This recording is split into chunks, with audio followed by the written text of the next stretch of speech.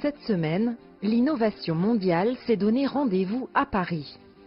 Plus de 100 000 visiteurs, 1900 investisseurs, 125 pays représentés, plus de 9000 startups, jeunes pousses côtoyant les plus grands noms de la tech, conférences. C'est un bouillonnement de technologie et de créativité qui a pris ses quartiers au parc des expositions de la Porte de Versailles durant 3 jours. Pour moi, Vivatech est presque aussi une start-up. Il y a beaucoup de start-up, mais c'est un peu une start-up en soi. Et maintenant, nous voyons qu'il entre dans sa phase de croissance avec plus de gens qui viennent, avec une plus grande diversité de secteurs, de nationalités, de compétences et de types de technologies. Je pense que nous avons beaucoup à espérer pour l'avenir. Plateforme d'échange pour les professionnels où converge tout ce qui se fait de plus pointu en matière de technologie. Le salon est aussi une bonne occasion de savoir à quoi ressembleront nos vies de demain. Alors maintenant, je vais essayer de dire quelques mots à Pepper. On va voir s'il me répond. Bonjour Jade, comment allez-vous?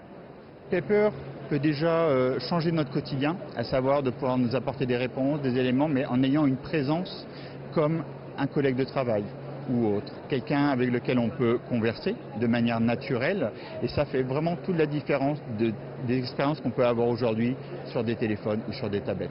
Présent comme chaque année au salon, le président Emmanuel Macron a fait une visite remarquée avec un bain de foule pour l'inauguration et un passage sur scène, durant lequel il a souligné la bonne santé de l'écosystème start-up français, tout en poussant les entrepreneurs à conquérir les marchés étrangers. Quand je regarde les 18 derniers mois, on a créé plus de licornes que dans toute la période précédente. Et donc il y a une accélération de l'écosystème et qu'il est dans sa phase de croissance. Donc on continue à garder la créativité, l'inventivité, la dynamique. Mais maintenant, on lève beaucoup plus rapidement, on attire plus de talents et on acquiert la taille critique.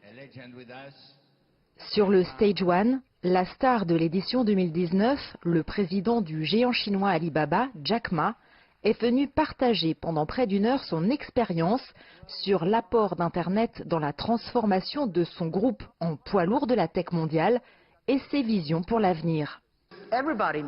Tout le monde dans le monde devrait accepter le changement, le savoir technologique.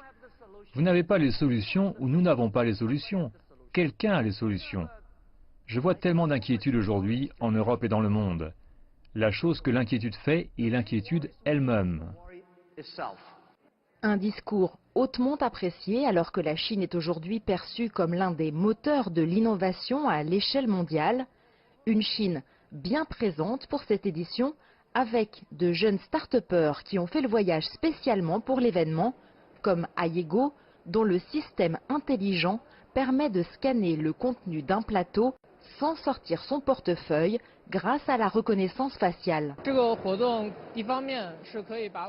D'un côté, cet événement nous permet de présenter certains de nos produits en Europe, car de nombreux clients étrangers viennent y participer, et nous pouvons étendre notre marché.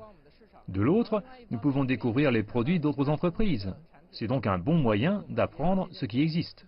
Pour la première fois cette année, Vivatech accueille un pavillon chinois officiel, organisé par l'incubateur franco-chinois Wicrea et sponsorisé par Shanghai et Nanting.